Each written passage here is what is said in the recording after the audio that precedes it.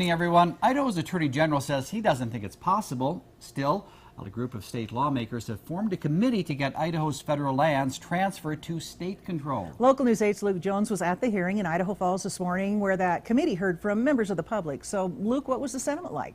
Well, Carol, of the dozen or so who spoke this morning, the majority were very much opposed to this plan. Just one person spoke in favor, while many others questioned if it's even possible.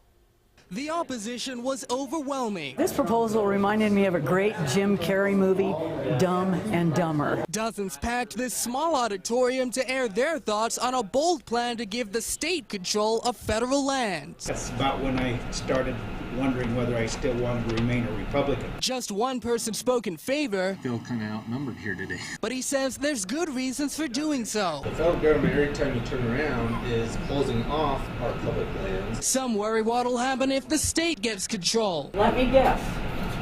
Your plan is to sell or lease our public lands to the highest bidder, consume and or extract every resource available. Far-fetched, say lawmakers. There's a possibility, even with federal ownership, that it could be sold off. Proponents say this is all about giving people greater control of the land. The federal government just keeps sticking their nose where it doesn't belong. The people of Idaho have more love and concern for the land than any people in Washington, D.C. might have. Critics, on the other hand, say Idaho doesn't exactly have that great a track record. The state doesn't do a very good job of managing what it has.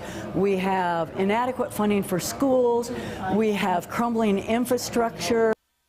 And this group of lawmakers has been traveling all across the state holding hearings very similar to this one. Now, some questioned how much all this is costing.